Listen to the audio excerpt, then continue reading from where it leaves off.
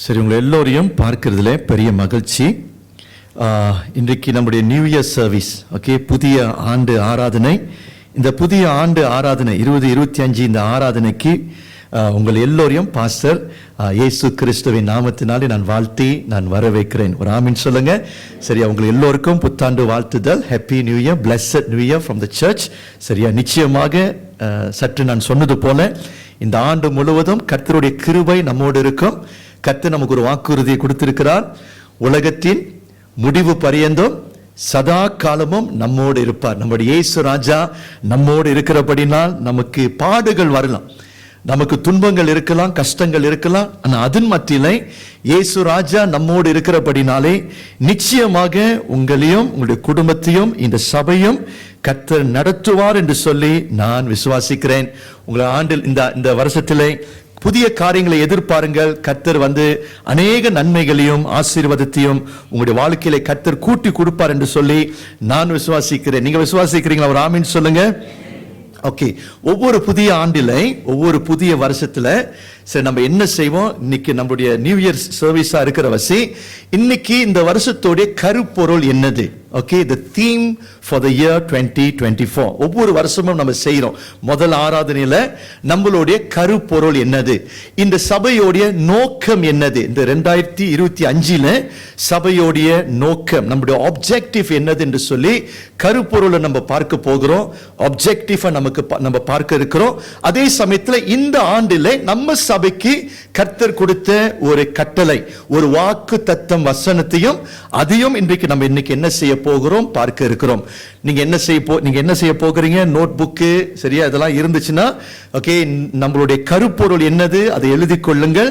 Okay, இரண்டாவது நம்ம சபையோட நோக்கம் for this year 2025, அந்த ஆப்ஜெக்டிவ் நீங்க விளங்கிக் கொள்ளணும். அதுக்கு ஏற்ற ஒரு வசனத்தையும் நான் கொடுக்க நான் இருக்கிறேன். சரி, பாஸ்டர் கூட இப்பொழுது பைபிள் வசனத்துக்கு நம்ம திருப்புவோம்.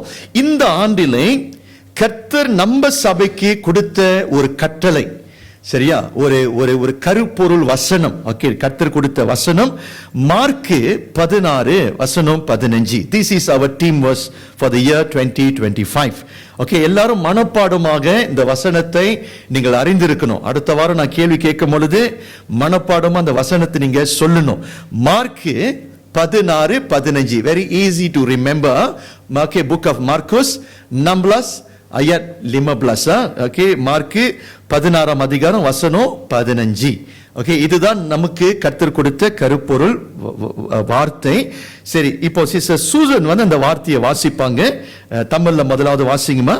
பின்பு அவர் அவர்களை நோக்கி, நீங்கள் உலகமெங்கும் போய் சர்வ சிருஷ்டிக்கும் சுவிசேஷத்தை பிரசங்கியுங்கள்.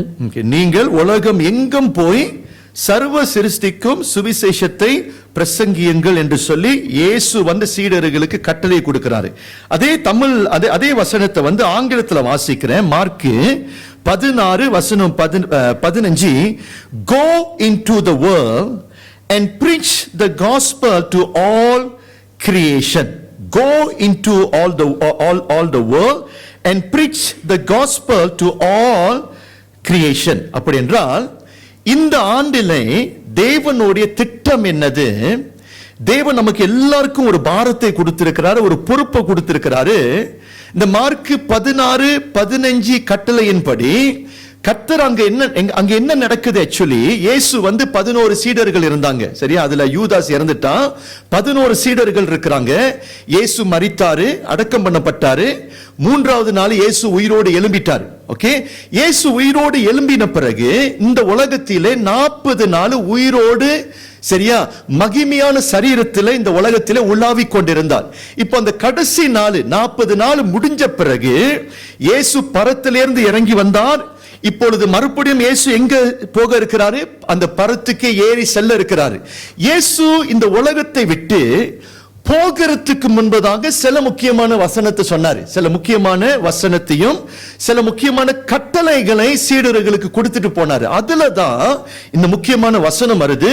அந்த 11 சீடர்களை இயேசு ஆசீர்வதிக்கிறதுக்கு முன்ன அவர்களை பார்த்து இயேசு என்ன சொன்னாரு? நீங்கள் உலகம் எங்கும் போய் சர்வ சிருஷ்டிக்கும் சுவிசேஷத்தை பிரசங்கம் பண்ண வேண்டும் என்று சொல்லி இயேசு அவர்களுக்கு இதை ஒரு கட்டளையாக கொடுத்தார். சரியா? சோ இன்றைக்கு இதே கட்டளையை கர்த்தர் கிறிஸ்துவின் ஸ்தலத்துக்கு இந்த ஆண்டிலே நமக்கு குறிப்பாக கொடுத்திருக்கிறார்.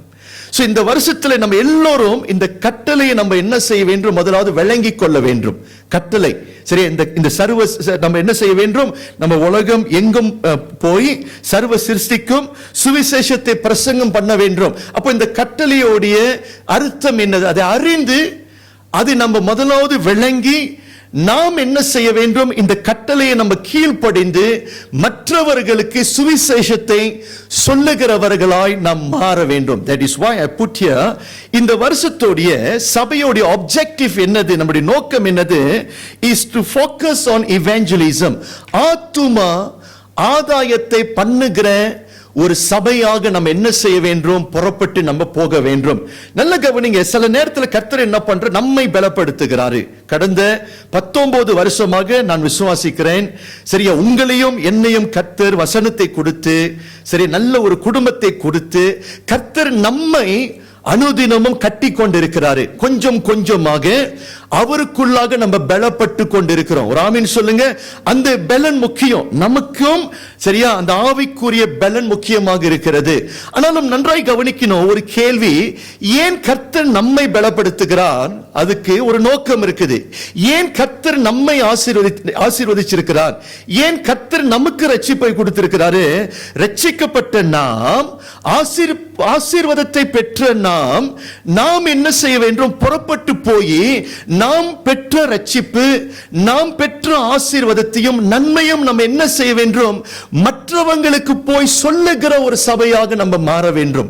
விளங்குதா இல்லையா? அது ரொம்ப முக்கியமாக இருக்குது. சோ இந்த ஆண்டிலே கர்த்தர் என்ன எதிர்பார்க்கிறாரு? உங்களை நான் ஆசீர்வதிச்சிட்டேன். எத்தனை பேர் ஆசீர்வாதமாக இருக்கிறீங்க? ரைட்டு தானே? இந்த சபைக்கு வருகிற பொதுவாக எல்லா சபையும், சரியா, எல்லா சபையார்களும் நல்லா ஆசீர்வாதமாக இருக்கிறீங்க, நல்லது. ஆனாலும் இந்த ஆண்டிலே நீங்க என்ன செய்ய போகிறீங்க?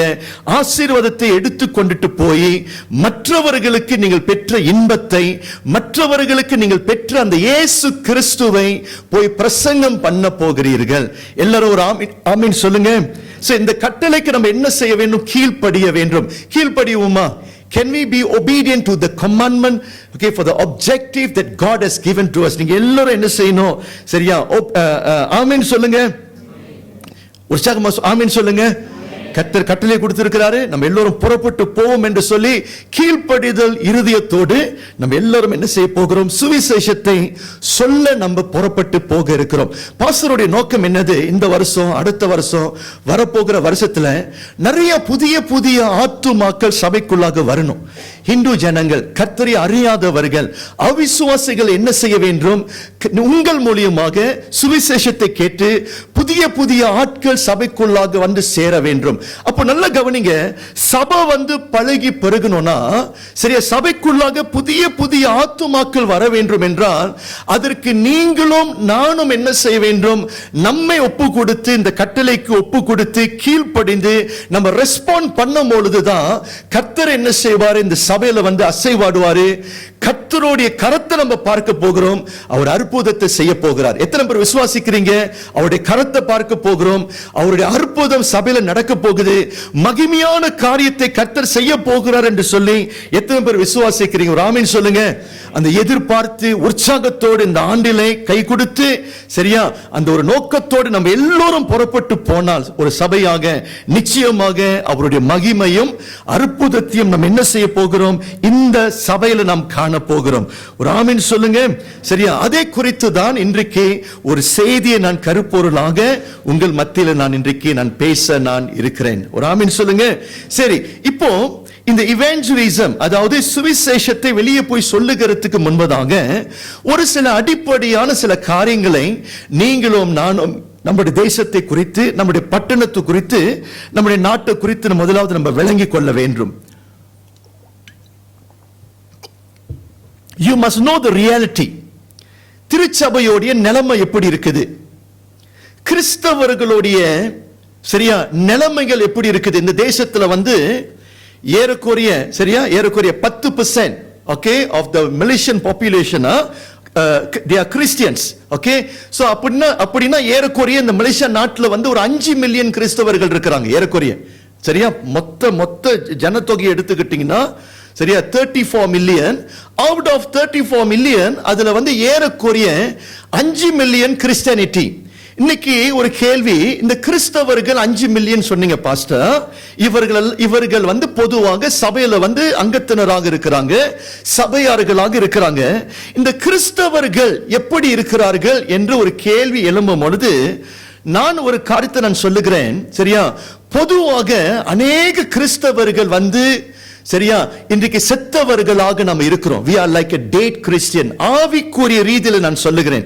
வெளிய தோற்றத்திலே எல்லாம் சுகமாக இருக்கிறோம், வெளிய தோற்றத்திலே செழிப்பாக இருக்கிறோம். ஆனா நம்முடைய ஆவிக்குரிய ரீதியிலே அநேக கிறிஸ்தவர்கள், majority of Christians and Christian churches, அது வந்து எப்படியாக இருக்குது? செத்த சபையாக, செத்தவர்களாக நம்ம இருக்கிறோம். This is the assessment that we can do about ourselves and the condition of our churches in our Malaysia. இப்ப இதுதான் அதோடைய சரியா ஒரு ஸ்டாட்டிஸ்டிக்காக இருக்குது. சரியா, ஒரு ரிசர்ச் எடுத்தாங்க. அந்த ரிசர்ச் உடைய ரிசல்ட் என்னதுன்னா, according to a research done by Christian Standards 2020 Church Survey, America தேசத்துல 2020வது ஆண்டுல வந்து அமெரிக்கா தேசத்தை குறித்து சரியா உலகத்தில் இருக்கின்ற கிறிஸ்தவர்களை குறித்து ஒரு பொதுவான ஒரு சர்வே எடுக்கும் பொழுது அதில் அவர்கள் என்ன கண்டுபிடித்தார்கள்? 75% of our churches said they rarely emphasized talking about one's faith with those who are not part of the church. அப்படின்னா என்ன அர்த்தம்? சரியா, சபையில வந்து அவர்கள் பேட்டி எடுக்க கேட்கும் பொழுது, கேள்விகளை விசுவாசிகள் மத்தியில கேள்வி கேட்கும் பொழுது அதுல 100ல வந்து 75 பேர் 75% சரியா சபை விசுவாசிகள் என்ன சொல்லுகிறார்கள்? சுவிசேஷத்தை, அதாவது அவர்கள் பெற்ற அந்த ரட்சிப்பை வந்து மற்றவர்கள் மத்தியில வந்து அவர்கள் சொன்னது இல்லையா, சொல்றதுல வந்து தேவையும் இல்லை என்று சொல்லி சபையார்கள் சொல்லிக் கொண்டிருக்கிறார்கள். விளங்குதா இல்லையா? So it is not necessary for me to go and share the gospel. It is not important என்று சொல்லி இன்றைக்கு அப்படியாக தான் இன்றைக்கு சபையோடைய நிலைமை இருக்கிறது. சுவிசேஷத்தை நம்ம என்ன செய்ய மாட்டோம்? மற்றவர்கள் மத்தியிலே நமக்கு ரட்சிக்கப்படாம நண்பர்கள் இருக்கிறாங்க, அக்கம் பக்கத்துல சரியா தெரிஞ்சவங்க இருக்கிறாங்க, அந்நியர்கள் இருக்கிறாங்க, இயேசு கிறிஸ்துவை குறித்து அறியாமல் இருக்கிறாங்க, சபைக்கு அவங்க போனதில்லை, தேவனிடத்திலிருந்து நன்மையை பெற்றதில்லை. இவர்கள் மத்தியில நம்ம போய் என்ன பண்றதில்லை? சுவிசேஷத்தை போய் நம்ம போய் சொல்லாமல் இருக்கிறோம் 75%. அப்படி என்றால் பிரியமானவர்களே, it is not a good news, it is not a good சரியா சபையோட கண்டிஷன் வந்து இந்த நாட்களில் எப்படியாக இருக்குது? நான் ஆரம்பத்தில் சொன்னது போல செத்தவர்களாக நம்ம இருக்கிறோம். நம்ம மலேசியா நாட்டை எடுத்துக்கிட்டீங்கன்னா நான் சொன்னது போல 34 மில்லியன் ஜனங்கள் இருக்கிறார்கள். சரியா, அந்த மதமாக நீங்க பிரிச்சீங்கன்னா சரியா இஸ்லாம் ஜனங்கள் வந்து 64%, புத்திசம் வந்து ஏறக்குறைய 19%, புத்திசம், கிறிஸ்டியானிட்டி வந்து ஏறக்குறைய 9%, மற்றவர்கள் வந்து Hinduism about 6%. as I said, நீங்க சரியான கணக்கு நீங்க எடுத்தீங்கன்னா 34 மில்லியன்ல 5 மில்லியன் ஜனங்கள் தான் கிறிஸ்துவை அறிந்திருக்கிறார்கள், ரட்சிப்புக்குள்ளாக இருக்கிறார்கள். இன்னும் மற்றவர்கள் எல்லாரும் கிறிஸ்துவை அறியாமல் ரட்சிப்பு இல்லாமல் வாழ்ந்து கொண்டிருக்கிறார்கள். பிரியமானவர்களே, நான் ஒரு காரியத்தை நான் சொல்லுகிறேன். ரட்சிப்பு இல்லை என்றால், ஒரு மனுஷனுக்கு கிறிஸ்து இல்லைன்னா, மனுஷனுடைய பாவம் மன்னிக்கப்படலனா, மனிதன் வந்து நித்திய வாழ்க்கையை மனிதன் அடைய முடியாது, பரலோக ராஜ்யத்தை மனுஷன் அடைய முடியாது. இது நீங்கள் விளங்கிக் கொள்ள வேண்டும். அப்படி என்றால் என்ன அர்த்தம்? ஒவ்வொரு வினாடி நம்முடைய நாட்டிலே மனிதர்கள், ஆத்துமாக்கள் மரித்து மனிதர்கள் ரட்சிக்கப்படாமல் எங்கே போய் கொண்டிருக்கிறார்கள்? பாதாளத்தை நோக்கி அநேகர் போய் கொண்டிருக்கிறதை நம்ம எல்லாரும் என்ன செய்யக்கூடாது? மறந்து போயிடவே கூடாது. இதுதான் சபையுடைய கண்டிஷனா இருக்குது. சரியா, ஐ கால் சரியா இந்த சிச்சுவேஷன், இந்த கண்டிஷன் வந்து இதுக்கு ஒரு பேர் இருக்குது. I call as Jonah's syndrome. Jonah's syndrome. Jonah தெரியுமா? பைபிள் ஒரு கதை இருக்குது. கர்த்தர் ஜோனாவை பார்த்து என்ன சொன்னாரு? நினைவை பட்டணத்துல போய் சுவிசேஷத்தை நீ போய் அறிவிக்க வேண்டும். Go to the town of Nineveh, go to the city of Nineveh, go and preach against it. அவர்கள் மத்தியிலே போய் ஜோனா நீ என்ன செய்ய வேண்டும், சுவிசேஷத்தை போய் நீ அறிவிக்க வேண்டும் என்று சொல்லி கர்த்தர் கட்டளை கொடுக்கிறாரு. இந்த ஜோனா சிண்ட்ரம் சொல்லும் பொழுது ஜோனா என்ன பண்ணினாரு, கர்த்தரிடத்துல இந்த வார்த்தையை கேட்டாரு. ஜோனா ரட்சிக்கப்பட்டவர், ஜோனா தேவனை ருசித்தவர். ஆனா அவர் என்ன செய்யல, கர்த்தர் கொடுத்த வார்த்தையின்படி கட்டளையின்படி ஜோனா நினைவே பட்டணத்துக்கு போகாமல் இந்த ஜோனா என்ன பண்ணினாரு, மற்ற பட்டணத்துக்கு ஜோப்பா பட்டணத்துக்கு அவர் ஓடி போனார் என்று சொல்லி, கர்த்தரிடத்திலிருந்து ஓடி போனார் என்று சொல்லி ஜோனா கதையை நம்ம படிச்சிருக்கிறோம். ரைட் தானே? சோ பிரியமானவர்களே, இன்றைக்கு நான் என்ன பார்க்கிறேன், ஜோனா சிண்ட்ரோம் என்று சொல்லும் பொழுது நமக்கு எல்லாருக்கும் சுவிசேஷம் என்னதுன்னு தெரியும். இயேசுவை ருசிச்சிருக்கிறோம், இயேசு நல்லவர் என்று தெரியும். அதே சமயத்தில் நம்ம எல்லோரும் நம்ம அந்த கட்டளையை நம்ம பெற்றிருக்கிறோம். ஆனா நம்ம என்ன பண்றது இல்ல, கட்டளையை பெற்று ஜோனா போல நம்ம தேவனுடைய பிரசன்னத்திலிருந்து ஓடி ஒளிந்து கொண்டிருக்கிறோம். That is what I call as Jonah syndrome. இன்னைக்கு சபையில சரி இந்த ஜோனா சிண்ட்ரோம் தான் வளர்ந்து கொண்டே இருக்கிறது. It is not good news. ஒரு காரியத்தை நான் உங்களுக்கு ஒரு கேள்வியாக நான் கேட்கிறேன். ஜோனா கிட்ட சொன்னாரு நினைவே பட்டணத்துக்கு போக சொன்னாரு. ஜோனா என்ன பண்ணாரு, கர்த்தரிடத்திலிருந்து ஓடி எங்க போனாரு, ஜோப்பா பட்டணத்துக்கு ஓடி போனாரு. கொஞ்சம் யோசனை பண்ணி பாருங்க, கர்த்தருக்கு எப்படி இருந்திருக்கும். என்னடா இது, இவனை ரட்சித்து இவனுக்கு புதிய வாழ்க்கையை கொடுத்து இவனுக்கு நித்திய வாழ்க்கையை நான் கொடுத்துட்டு நல்லா ருசிச்சிட்டா, எல்லா ஆசீர்வாதத்தையும் பெற்று கீழ்ப்படியாம வாழ்ந்து கொண்டிருக்கிறானே, பாரம் இல்லாமல் வாழ்ந்து கொண்டிருக்கிறானே, தனக்காகவே வாழ்ந்து கொண்டிருக்கிறானே, சுயத்துக்காகவே வாழ்ந்து கொண்டிருக்கிறானே. நான் மட்டும் ரட்சிக்கப்பட்டா போதும், நான் மட்டும் பரலோகத்தை அடைந்தா போதும், எனக்கு மட்டும் நித்திய வாழ்க்கை இருந்தால் போதும், மற்றவங்க எப்படி இருக்கிறாங்க, மற்றவங்க போவாங்களா இல்லையான்னு சொல்லி மற்றவங்களை குறித்து ஜோனாவுக்கு என்ன இல்லைங்க, அக்கறை இல்லை. இன்றைக்கு பிரியமானவர்களே, உங்களுடைய நண்பர்களை குறித்து உங்களுக்கு அக்கறை இல்லையா? உங்களுடைய கூட பிறந்தவங்க எத்தனை பேர் ரட்சிக்கப்படாம இருக்கிறாங்க, இயேசு கிறிஸ்துவை அறியாம இருக்கிறாங்க, அவங்கள குறித்து உங்களுக்கு அக்கறை இல்லையா? சொந்தக்காரங்களை குறித்து உங்களுக்கு அக்கறை இல்லையா? உங்களுடைய நெய்பர்ஸ் குறித்து, அக்கம் பக்கத்தில் இருக்கிறவங்களை குறித்து உங்களுக்கு அக்கறை இல்லையா? யோனா போல இன்றைக்கு இதை மாற்ற வேண்டும். கர்த்தர் என்ன செய்ய வேண்டும்? இந்த ஆண்டிலே கர்த்தர் ஒரு பெரிய ஒரு மாற்றத்தை நமக்கு தேவன் உண்டாக்க வேண்டும் என்று சொல்லி அதை நான் அதிகமாக என்ன செய்கிறேன், விரும்புகிறேன். ஆமென் சொல்லுங்க. சரி, அடுத்தபடி நான் ஒரு கருத்தை நான் சொல்லுகிறேன். எல்லாரும் சொல்லுங்க, பாவம்னு சொல்லுங்க. பாவம் தமிழ்ல இங்கிலீஷ்ல எப்படி சொல்லுவாங்க? பொதுவாக விசுவாசிகளை பார்த்து கேள்வி கேட்டா, தலைவர்களை பார்த்து கேள்வி கேட்டா, நீங்க எல்லாரும் பாவம் செய்றீங்களா அப்படின்னு ஒரு விசுவாசியை பார்த்து ஒரு கேள்வி கேட்டா, நம்ம பொதுவா நம்ம என்ன சொல்லுவோம், நான் விபச்சாரம் பாவம் செய்யலையே பாஸ்டர், யாரை நான் கொலை பண்ணணும் பாஸ்டர், நான் பெரிய ஒரு பாவி இல்லையே, நான் திருடலையே, நான் யாருமே நான் ஏமாத்திலையே, நான் பாவம் செய்யலையே பாஸ்டர். நம்ம பாவம் செய்யல, ரைட்? கிறிஸ்தவங்களாக இருக்கும் பொழுது we often time justifying ourselves by saying that we are not committing adultery, we are not committing murder, we are not cheating or stealing. We are good and God is always pleased with us.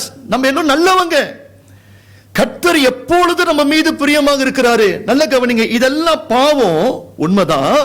இந்த பாவத்தை நம்ம செய்யாம இருக்கலாம், ஆனா கிறிஸ்தவர்கள் கவனிக்கணும். சரியா? பைபிள்ல இன்னொரு விதமான பாவம் இருக்குது. ஆங்கிலத்தில் என்ன சொல்லுவாங்கன்னா the sin of omission சொல்லுவாங்க. sin of omission. sin of omission என்ன அர்த்தம்? செய்ய வேண்டிய காரியத்தை நம்ம செய்யாம இருக்கிறோம்.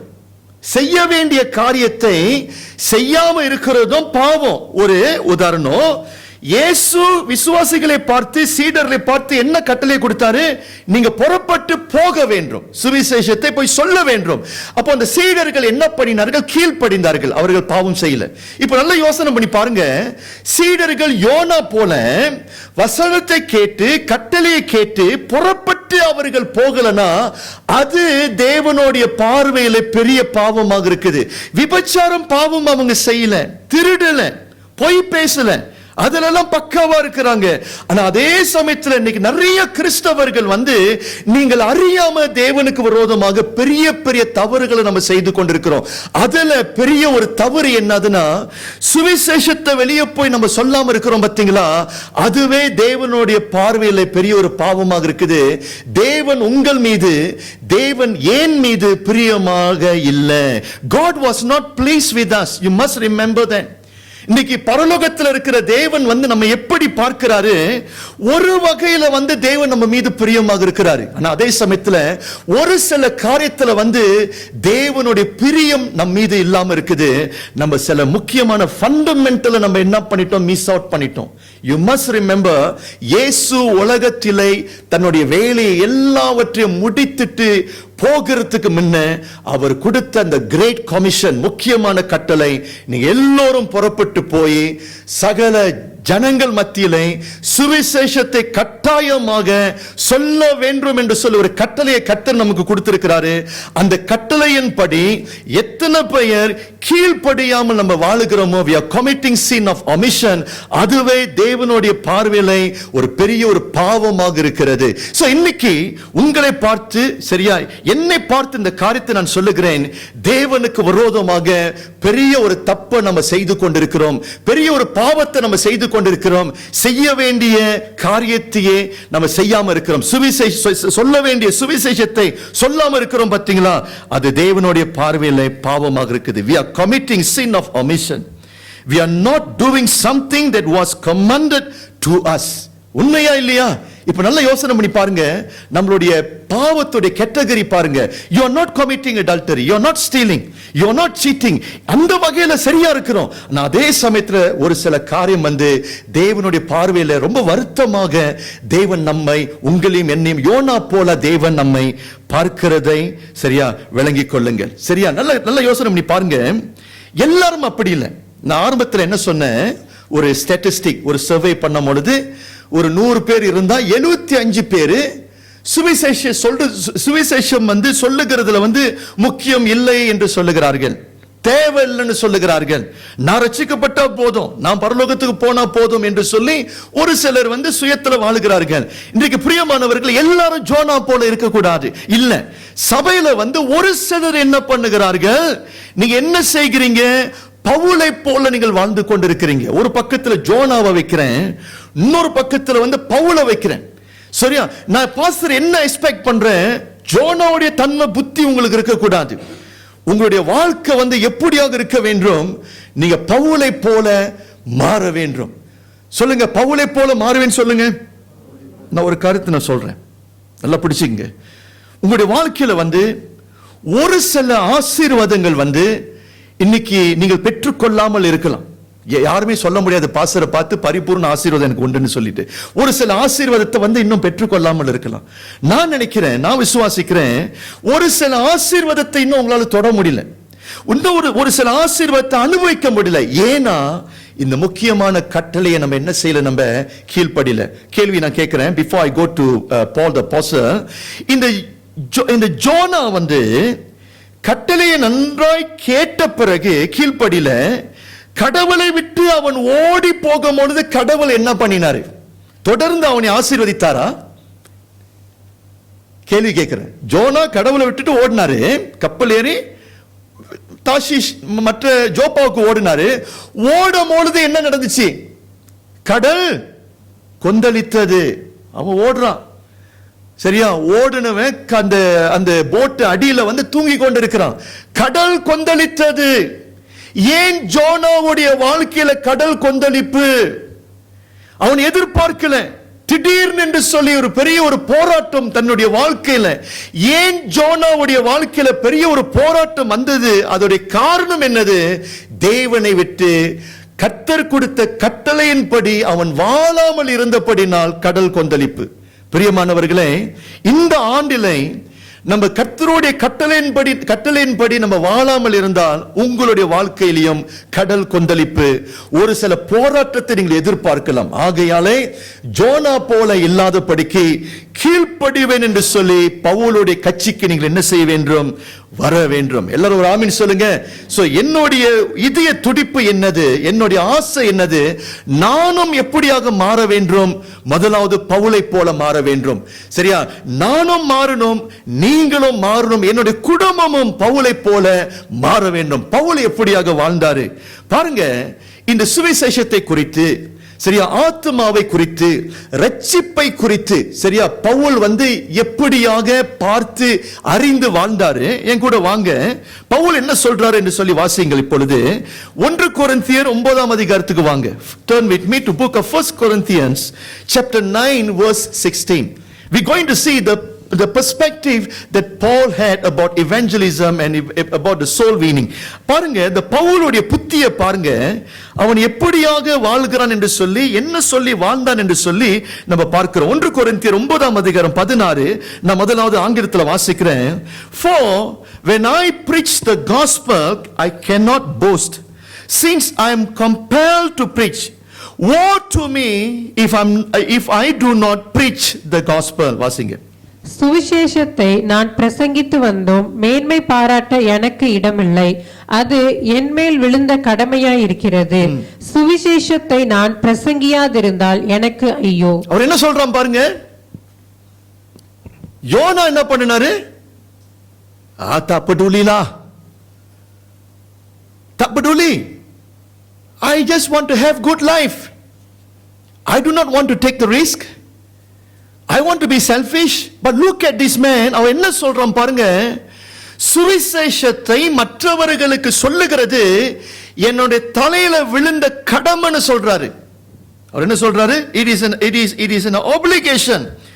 For when I preach the gospel I cannot boast, since I am compelled to preach. Obligation, இது என்னுடைய தலையில விழுந்த கடமை. அப்ப என்ன அர்த்தம்? பிரியமானவர்களே கவனிங்க. எப்பொழுது நீங்க ரட்சிக்கப்படுகிறீங்களோ, எப்பொழுது நீங்கள் பரலோகத்தின் பிள்ளைகளாக மாறுகிறீங்களோ, உங்களுடைய தலையில விழுந்த ஒரு முக்கியமான கடமை என்னது? நீ பரலோகத்துக்கு போகும்பொழுது நீ மாத்திரம் போக கூடாது, மற்றவர்களை நீ கொண்டுட்டு போக வேண்டும். That is why Jesus என்ன பண்ணினாரு? 12 சீடர்களை அழைத்து உங்களை மீன் பிடிக்கிறவர்களாய் மாற்றுகிறேன் என்று சொல்லி அவர்களுக்கு ஒரு ஊழியத்தை கொடுத்தாரு. As a Christian you must understand we are called to fish men. மீன் பிடிக்கிறவர்களாய் நீங்களும் நானும் அழைக்கப்பட்டிருக்கிறோம். You cannot give excuse. அது உங்களுடைய தலையில விழுந்த கடமைகள், நம்மளுடைய கடமையாக இருக்குது. That is why அதுக்கு பிறகு ஒரு வசனத்தை சொல்றாரு, இந்த சுவிசேஷத்தை நான் மற்றவர்களுக்கு சொல்லலனா ஐயோ எனக்குன்னு சொல்றாரு. Woe to me. அப்படின்னா என்ன அர்த்தம்? He is cursing himself. நான் சுவிசேஷத்தை நான் சொல்லலனா தேவன் என்னை அடிக்கிட்டோம். நான் மற்றவங்க மத்தியில இந்த நல்ல செய்தியை போய் சொல்லலனா, இயேசு கிறிஸ்துவை குறித்து பிரசங்கம் பண்ணலனா, கர்த்தருடைய சாபம் என் மேல வந்துவிட வேண்டும் என்று சொல்லி அவனையே பார்த்து அவன் என்ன பண்ற? சபிக்கிறான். Can you do that? அப்படின்னா பாருங்க, அவனுடைய உள்ளத்தின் ஆழத்துல இது முக்கியமான பொறுப்பு என்று சொல்லி அந்த பொறுப்புக்கு அவன் உண்மையாக இருந்து அதற்காகவே அவன் வாழ்ந்தான்.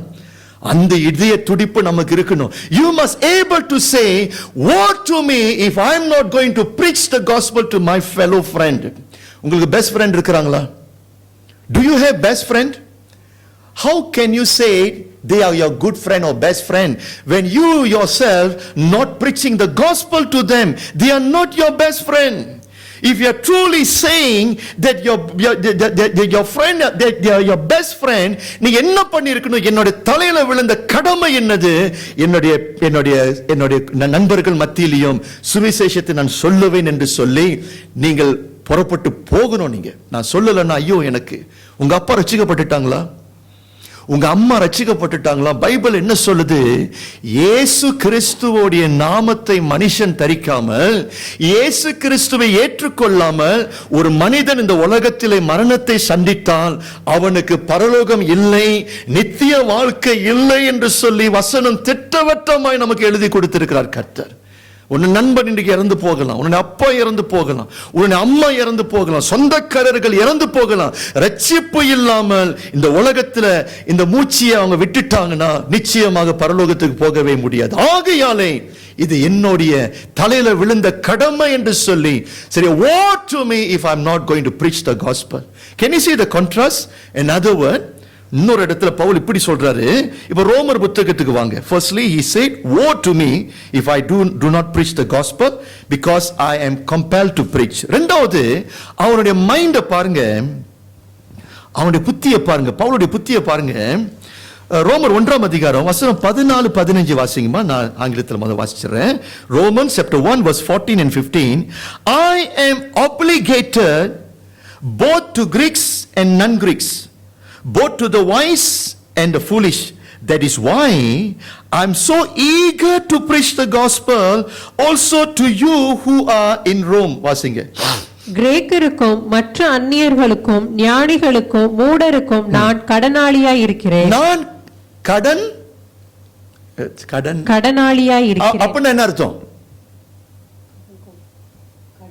அண்ணா, நீங்க என்கிட்ட 1000 வெள்ளி கடன் வாங்கிட்டீங்க, கடத்தை கொடுக்கணுமா கொடுக்க கூடாதா? அதான் சொல்றான். நீங்க சொல்றீங்க என்னை பார்த்து, பாஸ்டருக்கு நான் கடனாளியாக இருக்கிறேன், ஏன்னா அவர்கிட்ட நான் காசு வாங்கிட்டேன். இங்க பவுல் ஆக்சுவலி என்ன சொல்ல வராரு? The day you born again, தேவனிடத்திலிருந்து நம்ம என்ன பண்ணிருக்கிறோம்?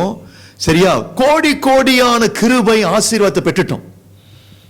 எப்பொழுது நீங்க ரட்சிக்கப்படுகிறீங்களோ, when the day you born again, தேவனிடத்திலிருந்து graces, தேவனிடத்திலிருந்து mercy, தேவனிடத்திலிருந்து தயவு ஆசீர்வாதத்தை கோடி கோடி கோடியாக நம்ம பெற்றுட்டோம். விளங்குதா? You have received it. Now Pavul என்ன சொல்றாரு? இவ்வளவு ஆசீர்வாதத்தை நான் பெற்றுட்டேன், பரலோகமே எனக்குள்ளாக வந்துருச்சு, சரியா, தேவனே என்னுடைய இப்பொழுது பிதாவாக மாறிட்டாரு, எனக்கும் அவருக்கும் உறவு இருக்குது.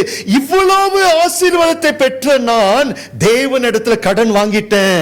கேள்வி, கடன் வாங்கினவர்கள் நீங்கள் கடத்தை கொடுக்கணுமா கொடுக்க கூடாதா? அங்கதான் பவுல் சொல்றாரு, எப்படி அந்த கடத்தை நீங்க செலுத்த போகிறீங்கன்னா, மற்றவர்கள் மத்தியிலே சுவிசேஷத்தை நீங்க என்ன பண்ண வேண்டும்? போய் பிரசங்கம் பண்ண வேண்டும். பிரசங்கம் பண்ணாதவர்கள் வாங்கின கடத்தை நீங்க என்ன பண்ண மாட்டீங்க? நினைச்சு பார்க்க மாட்டீங்க. கொடுக்காத இருதயம். God hates that kind of people. அப்படி இருக்கவே கூடாது.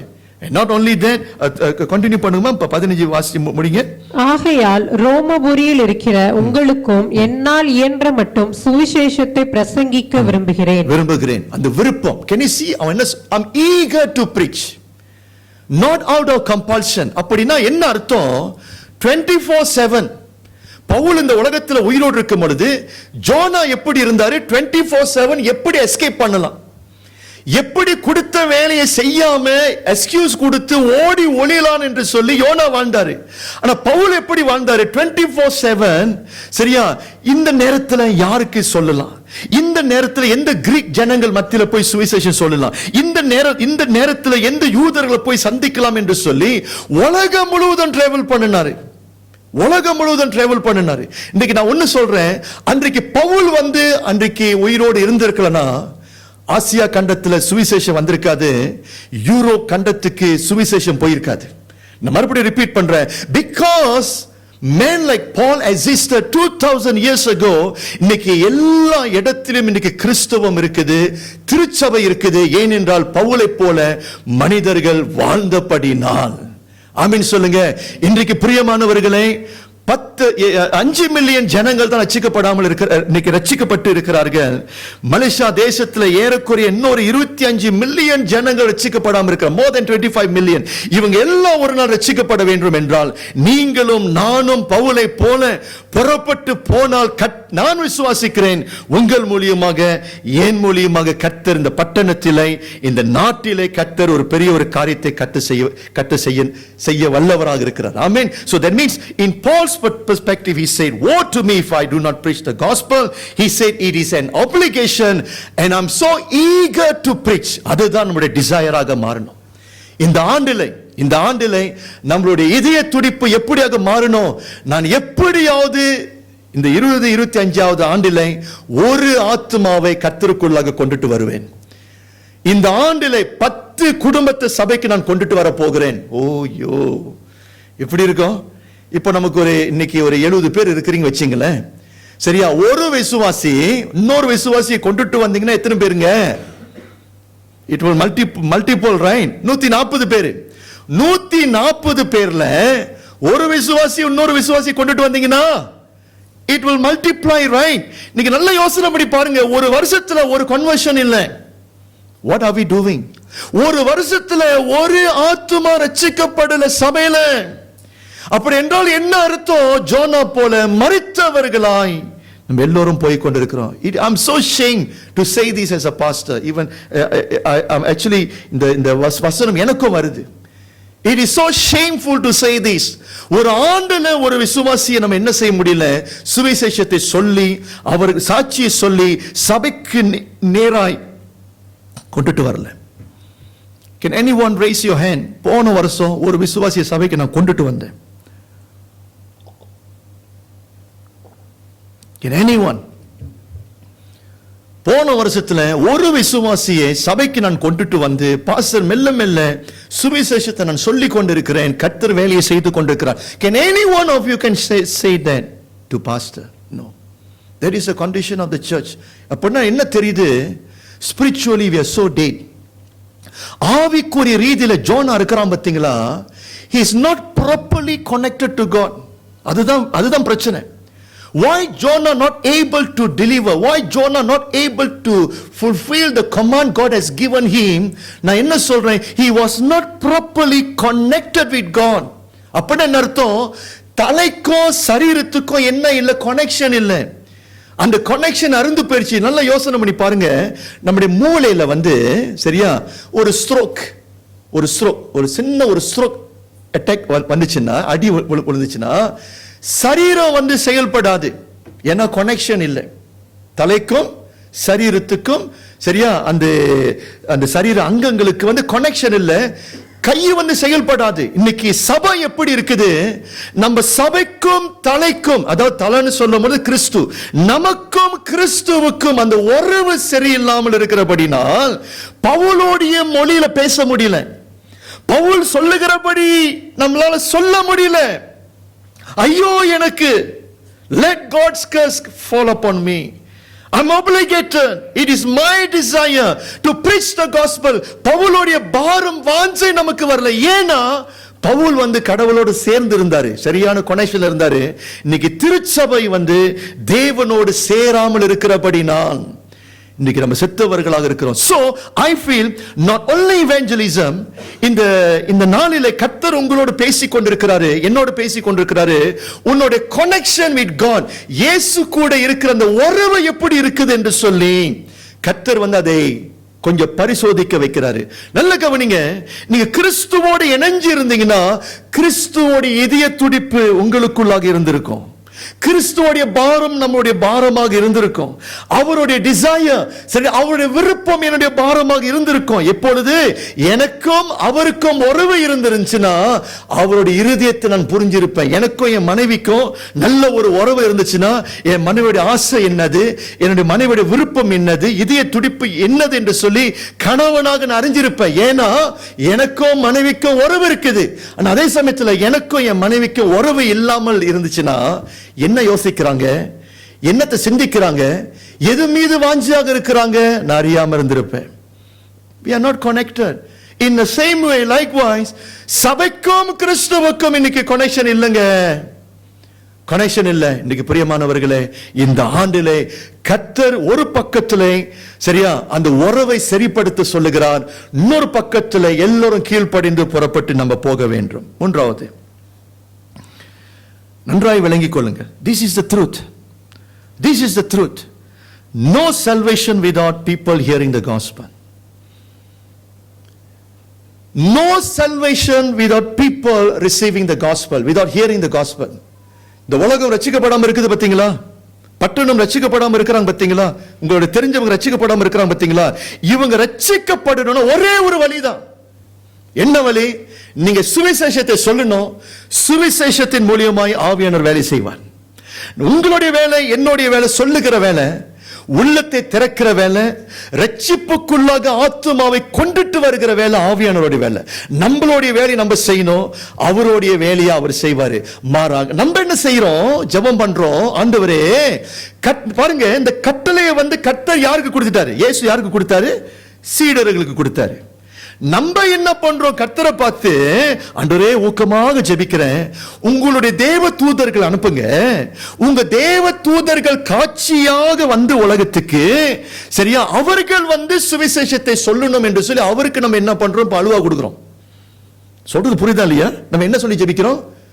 நான் சுவிசேஷத்தை நான் சொல்ல மாட்டேன், பக்கத்தில் இருக்கிற ஆண்டிக்காக நான் ஜெபிக்கிறேன், ஆண்டவரே அவங்க கண்ணை திறந்து நீங்க திறந்து கொடுங்க, தேவ தூதர்களை மறுபடியும் அவங்க வீட்டுக்கு அனுப்புங்க, தேவ தூதர்கள் அந்த நல்ல செய்தியை அவங்க மத்தியில சொல்லட்டும். சொல்ல வேண்டியவர்கள் யாரு? நீங்களும் நானும். சொல்லாம நம்ம என்ன சொல்லி ஜெபிக்கிறோம்? God, God, send your angel, let the angel evangelize. நல்ல கவனிங்க, evangelize பண்ணுகிற வேலை, அதாவது சுவிசேஷத்தை சொல்லுகிற வேலை, அது யாருக்கு கொடுக்கப்படல? தூதர்களுக்கு கொடுக்கப்படல. அந்த சொல்லுகிற வேலை யாருக்கு கொடுக்கப்பட்டது? கிறிஸ்தவர்களுக்கு, சீடர்களுக்கு மாத்திரமே.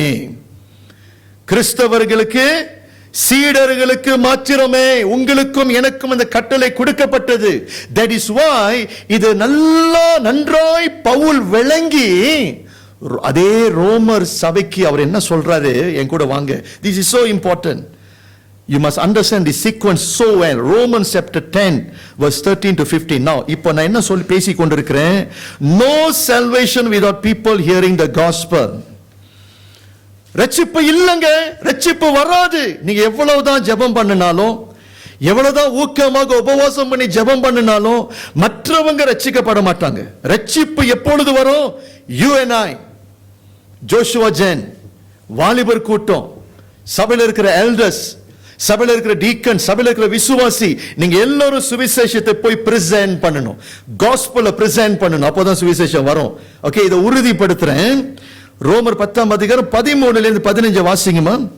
ஆதலால் கர்த்தருடைய நாமத்தை தொழுது கொள்ளுகிற எவனும் ரட்சிக்கப்படுவான். அவரை விசுவாசியாதவர்கள் எப்படி அவரை தொழுது கொள்ளுவார்கள்? அவரை குறித்து கேள்விப்படாதவர்கள் எப்படி விசுவாசிப்பார்கள்? பிரசங்கிக்கிறவன் இல்லாவிட்டால் எப்படி கேள்விப்படுவார்கள்?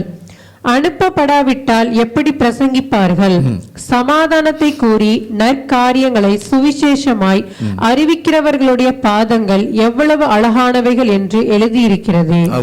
Verse 13. For everyone, நல்ல கவனிங்க, ஆங்கிலத்தில் ரொம்ப அழகா ஸ்டெப் பை ஸ்டெப் எழுதியிருக்கிறாரு. For everyone who calls on the name of the Lord will be safe. யார்? இயேசுதான் ஆண்டவர் என்று சொல்லி இயேசுவை நோக்கி கூப்பிடுறான் பாத்தீங்களா, அவனுக்கு தான் ரட்சிப்பு. அப்படின்னா இயேசு இல்லாம ரட்சிப்பு இல்லை. Alright, அடுத்தது கவனிங்க. How then can they call on the one they have not believed in? விசுவாசிக்காம எப்படி அவன் இயேசுவை தொழுது பண்ணுவான்? நம்பிக்கை வராமங்க இயேசுதான் ஆண்டவர் என்று சொல்லி இயேசுவை எப்படி கூப்பிட முடியும்? நம்பிக்கை வரணும் தானே. இப்ப அடுத்தது, and how can they believe in the one of whom they have not heard? கேள்விப்படலையே. And how can they hear without someone preaching to them? அப்படின்னா என்ன அர்த்தம்? முதலாவது சபை உங்களுக்கு இதை நான் சொல்லி கொடுக்கணும். I'm sending you. நான் உங்களை என்ன செய்யறேன்? பொழுது சொல்லி கொடுக்கிறேன், உங்களை சென்ட் பண்றேன். அதுதான் ஃபர்ஸ்ட் சீக்வென்ஸ். சென்டர் இருக்கணும். சர்ச் இப்போ பாஸ்டர் என்ன பண்றேன்? கர்த்தருடைய சத்தத்தை கேட்டு அவருடைய இதய துடிப்பை அறிந்து, சரியா, உங்களுக்கு இப்போ இந்த வசனத்தை நான் பிரசங்கம் பண்றேன், உங்களை அனுப்புறேன், நீங்க போகணும். நீங்க போய் என்ன செய்யணும்? பொழுது ஜனங்கள் மத்தியிலே சுவிசேஷத்தை சொல்ல வேண்டும். இயேசு நல்லவன், இயேசு என்னுடைய வாழ்க்கையில் அற்புதம் பண்ணினாரு, இந்த இயேசு ஜீவிக்கிறாரு, இந்த இயேசுவை ருசிச்சிருக்கிறேன், இயேசுவை ஏற்றுக்கொள்ளுங்கள், பாவ மன்னிப்பு உண்டு, உங்களுக்காக உலகத்துக்கு வந்தவர் இயேசு, உங்களுக்காக மரித்தவர் இயேசு, உங்களுக்காக ரத்தம் சிந்தினார், உங்களை விலைக்கு வாங்கிட்டார், உங்களுக்கு நித்திய வாழ்க்கை இருக்குது. இந்த சுவிசேஷத்தை நீங்க போய் என்ன பண்ணணும்? இப்பொழுது சொல்லணும். நீங்க சொல்லும் பொழுதுதான் அவிசுவாசிகள் கேள்விப்படுவார்கள். கேள்விப்பட்டாதான் விசுவாசம் வரும், நம்பிக்கை வரும். கேள்விப்படலன்னா நம்பிக்கை வராத. That is why sender is important. Those preaching the gospel is so important. We must go. நம்ம போவோமா? நம்ம திஸ் இஸ் இம்பார்ட்டன்ட். வேற சீக்வன்ஸே இல்லை, ஷார்ட்கட் இல்லை. அப்போ நல்ல நல்ல யோசனை பண்ணி பாருங்க. எந்த சபையில ஆத்துமா ஆதாயம் நடக்குதோ, எந்த சபையில புதிய புதிய ஜனங்கள் வந்து கொண்டிருக்கிறார்களோ, என்ன அர்த்தம்? அந்த சபையில வந்து ரெண்டு காரியம் மும்முரமாக நடக்குது. முதலாவது, பாஸ்டர்மார்கள் சபையை அனுப்பி கொண்டே இருக்கிறாங்க.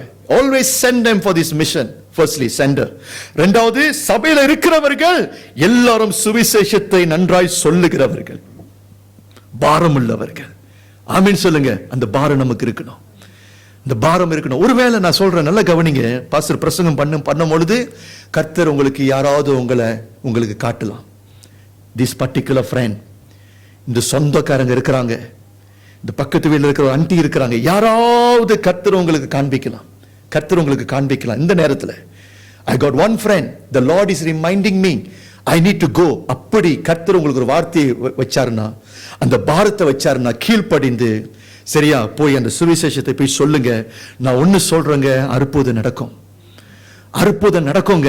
நீங்க எதிர்பார்க்க மாட்டீங்க, நீங்க நினைப்பீங்க they might reject you, you might be thinking they will look down on you. But நான் ஒன்னு சொல்றேன், என்னுடைய வாழ்க்கையில பெற்ற நிறைய அனுபவம் எனக்கு இருக்குது. சரியா, போகும்பொழுது பயமா இருக்கும், போகும்பொழுது வார்த்தை வராது, சரியா, போகும்பொழுது என்ன பேசணும் அப்படியே குழப்படியா இருக்கும், ஏன்னா பயம் பாருங்க. ஆனா நம்ம அந்த விசுவாசத்தோடு கீழ்ப்படிந்து போய் பேசும் பொழுது, you will see many times the Holy Spirit will take control of you. ஆவியானவர் உங்களுடைய உதடை தொடுவாரு, உங்க நாவை தொடுவாரு, அருவை தொடுவாரு, உங்கள் மூலியமாக ஆவியானவர் பேசுவாரு. அந்த நேரத்துல அந்த இடத்துல அதிசயம் நடக்கும், அந்த நேரத்தில் அற்புதம் நடக்கும். எத்தனையோ ஜனங்கள் சரியா இந்த மாதிரி ஹாஸ்பிட்டல் விசிட்டிங் போகும் பொழுது அநேகருக்கு கர்த்தர் சுகத்தை கொடுத்திருக்கிறாரு. ஆமென். எதிர்பாராத நேரத்தில் ஒரு ஆண்டியை பார்க்கும் பொழுது, சுவிசேஷத்தை சொல்லும் பொழுது, எத்தனை நேரத்துல இருதயத்தை கர்த்தர் திறந்திருக்கிறாரு. சரியா, மேபி ஒரு 10 பேர்ல ஒருவரை கர்த்தர் தொட முடியும். Do not give up. நம்மளுடைய வேலை என்னது? விதையை விதைக்கிற வேலை தான் நம்மளுடைய வேலை. என்னது? விதைய விதைக்கிற வேலை உங்களுடைய வேலை, என்னுடைய வேலை. ஆனாலும் அந்த விதையில் மூலியமாக ஜீவன் வர வைக்கிறவர் யாரு? கர்த்தராக இருக்கிறார். அவர் அவருடைய வேலையை செய்யட்டும், நீங்க அவருடைய வேலை செய்யுங்க. நிச்சயமாக கர்த்தர் பெரிய காரியத்தை செய்ய வல்லவராக இருக்கிறார். நம்மளுடைய அந்த விதையில, அந்த சுவிசேஷத்துல என்ன இருக்குது? வல்லமை இருக்குது. Paul said there is power in the gospel. There is power in the gospel. சுவிசேஷத்துல என்ன இருக்குதுங்க? வல்லமை இருக்குது. ஒரு சாட்சியை நான் சொல்லுகிறேன். இது நான் ரட்சிக்கப்பட்ட பிறகு நடந்த ஒரு சம்பவம். நான் 17 வயசுல ரட்சிக்கப்பட்டேன். நான் ரட்சிக்கப்பட்ட பிறகு பவுலை போல சுவிசேஷத்தை மற்றவங்க மத்தியில போய் சொல்லணும் என்று சொல்லி எனக்கு ஒரு இதய துடிப்பு எனக்கு இருந்துச்சு. அப்போ எனக்கு தெரிஞ்ச ஒரு சகோதரி, சரியா, அவங்க ஃபேமிலி மெம்பர்ஸ் எல்லாம் பக்கா ஹிந்துவா, சரியா, போல ஒரு இடத்துல அவங்க ஸ்டே பண்ணி இருந்தாங்க. என்னுடைய கசன் பிரதர் வீட்டுக்கு கூட்டிட்டு போயிருந்தாரு, அந்த சகோதரி வீட்டுக்கு. அப்போ நாங்க போயிருக்கும் பொழுது, சரியா, ஒரு ரூமா ஹராம், ஈப்போக்கு வந்தீங்கன்னா நிறைய ரூமா ஹராம்லாம் இருக்கும். அப்படியே அந்த சந்து பந்துல பூந்து நாங்க போகிறோம். உள்ளுக்கு பெரிய ஒரு கோயில் இருந்துச்சு, பெரிய ஒரு கோயில். அந்த கோயிலோடைய பூசாரி வீட்டுக்கு நான் போகிறேன். சரியா, அந்த கோயிலோடைய பூசாரி வீட்டுக்கு கணவன், மனைவி, பிள்ளைகள், நிறைய பிள்ளைகள் எல்லாம் இருந்தாங்க. அப்போ அந்த இடத்துக்கு போன பிறகு எனக்கு பயங்கர பயம் வந்துருச்சு. என்ன ஆண்டவரே, இந்த இடத்துக்கு கொண்டு வந்திருக்கிறீங்க, எல்லாம் இருளா இருக்குது ஆண்டவரே. அந்த சிலையை பார்க்கும் பொழுது எனக்கு பயங்கர பயமே வந்துருச்சு. பெரிய ஒரு சிலை, சரியா, அந்த சிலைக்கு இவங்க எல்லாம் ஒரு பூசாரி வேலை செய்து கொண்டிருக்கிற ஒரு குடும்பம். என்ன பிரச்சனை? அந்த பிள்ளைக்கு, அந்த பூசாரியுடைய மகளுக்கு தீர்க்கப்படாத ஒரு நோய் இருந்துச்சு. டாக்டர்மார்கள் கைவிட்டுட்டாங்க. அப்போ அந்த பிள்ளை ஏறக்குறைய 16-17 வயசு பிள்ளை. அந்த பிள்ளைய ஸ்கூலுக்கு அனுப்புவாங்க. ரோட்டு தாண்டும், திடீர்னு ஒரு அட்டாக் மாதிரி வரும், அப்படியே மயங்கப்பட்டு அப்படியே கீழே விழுந்துரும். மூக்கிலேருந்து ரத்தம், வாயிலேருந்து ரத்தம். இந்த மாதிரி எல்லா இடத்திலையும் போய், சரியா, டாக்டரை தேடி போனாங்க, மந்திரவாதியை தேடி போனாங்க, என்னென்னமோ செஞ்சாங்க. அந்த மகளுக்கு தீர்ப்பு இல்லை, அந்த மகளுக்கு சுகம் கிடைக்கல. அப்போ இந்த தகப்பனார் கேள்விப்பட்டாரு, தம்பி ஜெபிப்பார் என்று சொல்லி வீட்டுக்கு கூப்பிட்டு இருந்தாங்க. சின்ன ஒரு ஜெபம் நடந்துச்சு. நானும் ஒரு சில விசுவாசிகள் போய் அவர்கள் மத்தியில, இயேசு நல்லவர், இயேசு ஜீவிக்கிறார், இன்னைக்கு நினைச்சாருன்னா அவரால் என்ன பண்ண முடியும்? சுகத்தை கொடுக்க முடியும். இன்னைக்கு நினைச்சார்னா இயேசுவால் அற்புதம் செய்ய முடியும் என்று சொல்லி இயேசுவை குறித்து ஒரு வசனம் சொன்ன பிறகு ஜெபம் பண்ணணும். ஜெபம் பண்ணின பிறகு என்னுடைய கரத்தை அந்த மகள் மீது நான் வைத்தேன். அற்புதமாக கர்த்தர் தொட்டான். அற்புதம் நடந்துச்சு. என்னுடைய வாழ்க்கையில நான் பார்த்த ஒரு பெரிய ஒரு அற்புதம். என்றைக்கு என்னுடைய கரம் அந்த மகள் மீது தொடப்பட்டதோ அந்த நாள் தொடங்கி அந்த மகளுக்கு கர்த்தர் பரிபூர்ண சுகத்தை கொடுத்தாரு. இது அந்த சாட்சியை நான் சொல்லல, அந்த பெற்றோர்கள் சொன்னாங்க. தம்பி, என்னைக்கு இயேசு கிறிஸ்துவை குறித்து நீங்க சொன்னீங்களோ, என்றைக்கு அந்த இயேசுவை குறித்து பிரசங்கம் பண்ணீங்களோ, என்றைக்கு அந்த இயேசு என் மகளை தொட்டாங்களோ, அந்த நாள் தொடங்கி என் மகளுக்கு பரிபூர்ண சுகத்தை யார் கொடுத்தா? இயேசு தான் கொடுத்தாங்க என்று சொல்லி சாட்சி சொன்னாங்க. குடும்பம் முழுவதும் ரட்சிக்கப்பட்டு வந்தாங்க. ஒரு ஆமீன் சொல்லுங்க. பிரியமானவர்களே, இயேசு ஜீவிக்கிறான். இயேசு ஜீவிக்கிறான். என்ன சொல்ல வரல அப்படின்னா, பாஸ்டர் 10 பேருக்கும் நீங்க சுகத்துக்காக ஜெபம் பண்ணும் பொழுது 10 பேருக்கும் கர்த்தர் சுகத்தை கொடுக்கிறார். அப்படி இல்லை. சில நேரத்தில் கர்த்தருடைய செயல்பாடு நமக்கு விளங்காது. அவருடைய வழி நம்முடைய வழி இல்லை, அவருடைய சிந்தை நம்முடைய சிந்தை இல்லை. யாரை தொடணும், எந்த நேரத்தில் தொடணும், எப்படி தொடணும், அந்த தொடுதல் மூலியமாக எப்படி அந்த குடும்பத்துக்கு ரட்சிப்பை கொடுக்க வேண்டும் என்று சொல்லி அவர் அறிந்திருக்கிறார்.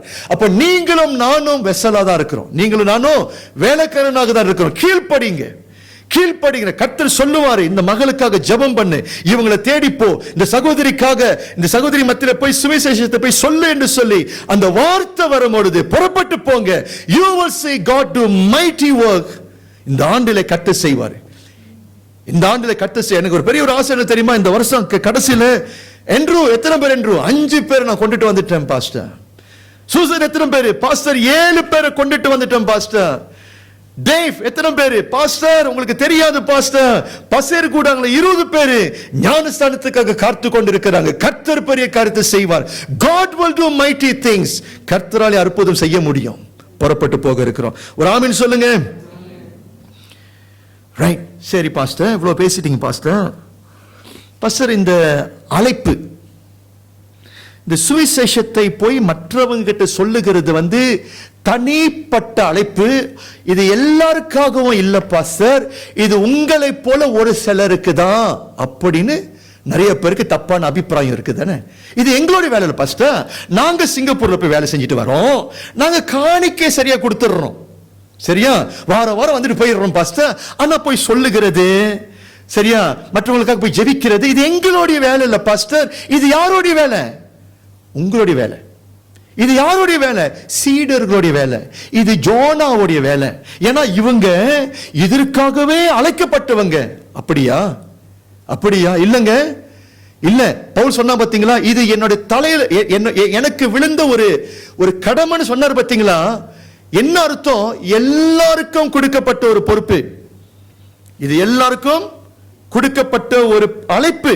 ஆங்கிலத்தில் ஒரு கோட் வாசிக்கிறேன். Evangelism is not a professional job for a few trained men, but is instead the unrelenting responsibility of every person who belongs to the company of Jesus. அப்படின்னா என்ன அர்த்தம்?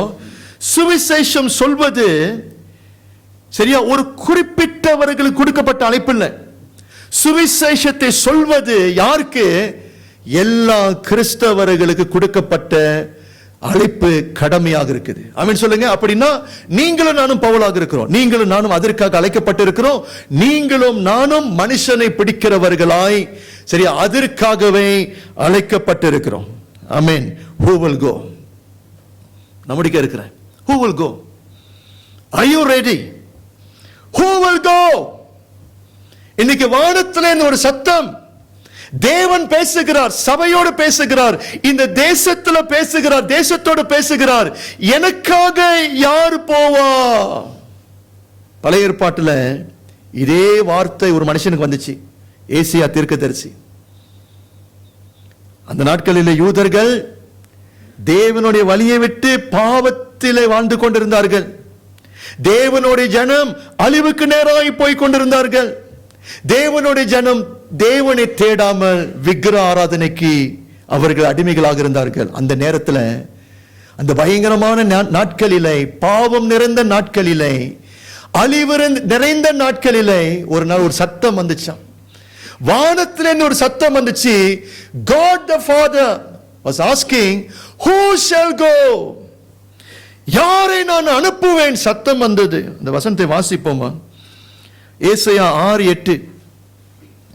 The book of Isaiah chapter 6 verse 8. I'll read in English first. Then I heard, Isaiah சொல்றாரு, then I heard the voice of the Lord saying, whom shall I send? And who will go for us?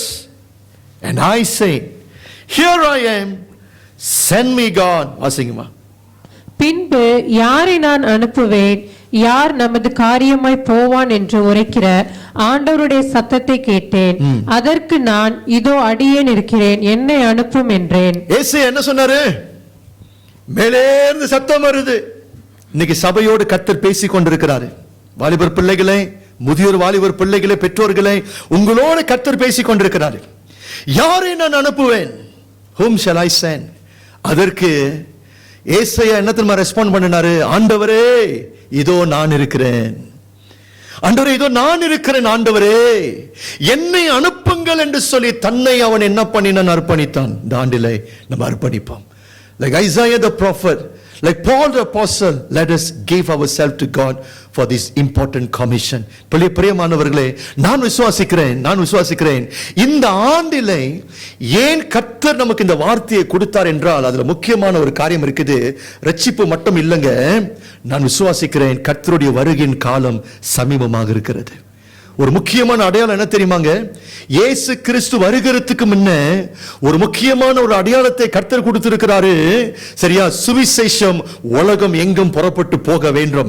that shows இயேசு கிறிஸ்துவோடைய வருகை நாட்கள் சமீபமாயிருக்கிறது. ஒரு ஆமென் சொல்லுங்க. இந்த ஏசாயா சொன்னது போல, இதோ நான் இருக்கிறேன் ஆண்டவரே, என்னை நான் ஒப்பு கொடுக்கிறேன் என்று சொல்லி உங்களை நீங்க ஒப்பு கொடுங்க. ஐ பிலீவ் இன்னைக்கு கர்த்தர் உங்களை அனாயிண்ட் பண்ணுவார்.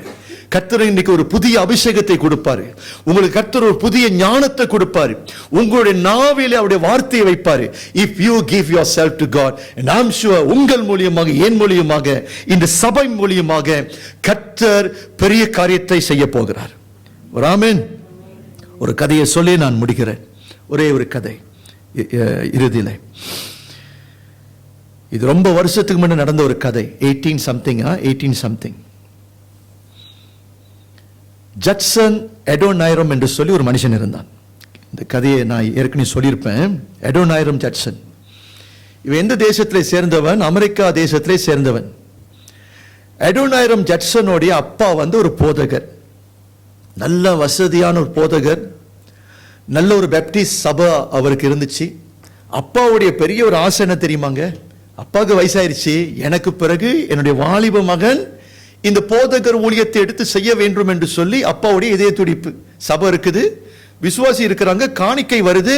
it is enough for the son can take over the church. ஆனா என்ன நடந்துச்சு?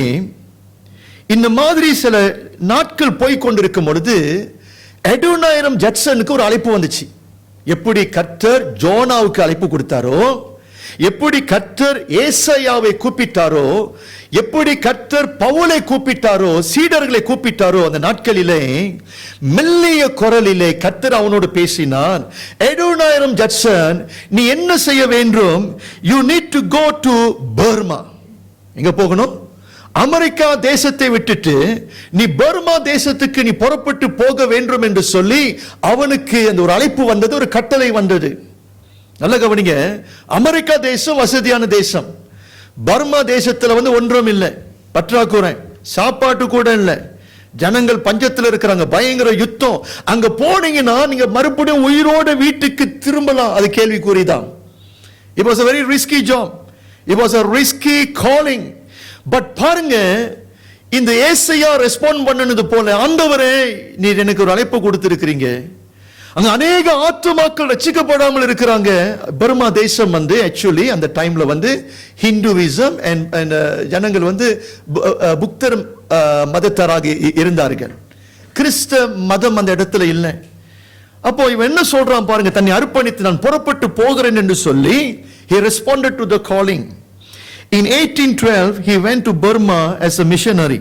1812 ஒரு மிஷனரியாக விட்டுட்டு போனான். போகிறதுக்கு முன்ன அப்பா கேட்டாரு, are you sure my son?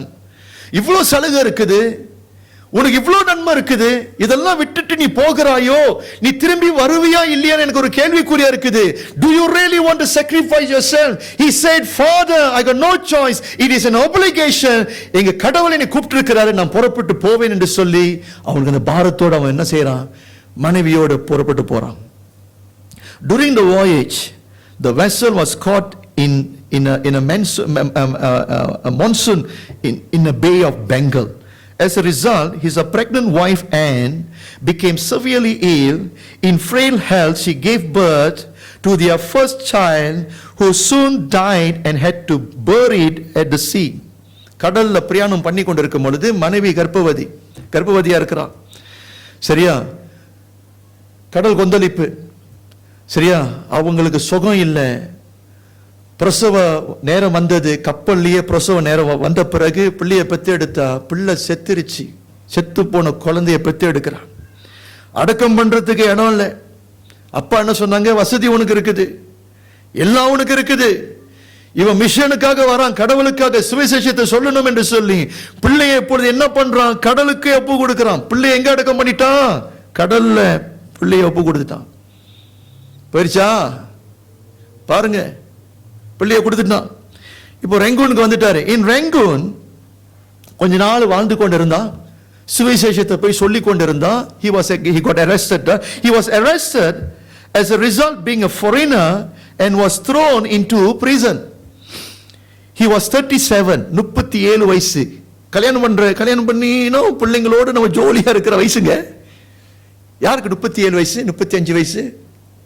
வாழ்ற வயசுல பாஸ்டர் விட்டா நீங்க எங்களை ஒப்பு கொடுத்துருவீங்க பாஸ்டர், உங்களை பார்த்த நம்பவே முடியாது பாஸ்டர். வாழ்ற வயசுல பாஸ்டர் இதுதான் நம்ம ஜோவியல இருக்கணும் பாஸ்டர், நல்லா வாழணும், நல்ல வீட்டு சம்பாதிக்கணும் பாஸ்டர், பங்களாலாம் வாங்க வேணுமா பாஸ்டர்?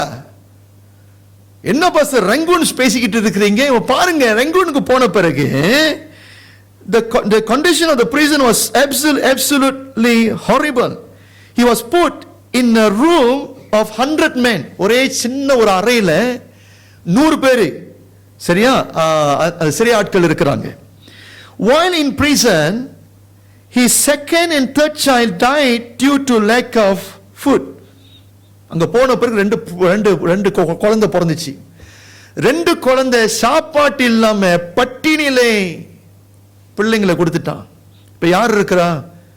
மனைவி மட்டும் தான் இருக்கிறாங்க. ஒரு பிள்ளை கப்பல்ல வரும்பொழுது ரெங்கூனுக்கு வந்த பிறகு 2 பிள்ளை பிறந்தாங்க, 2 பிள்ளையும் கொடுத்துட்டான். Soon after he was released, and the wife died too due to the tropical fever.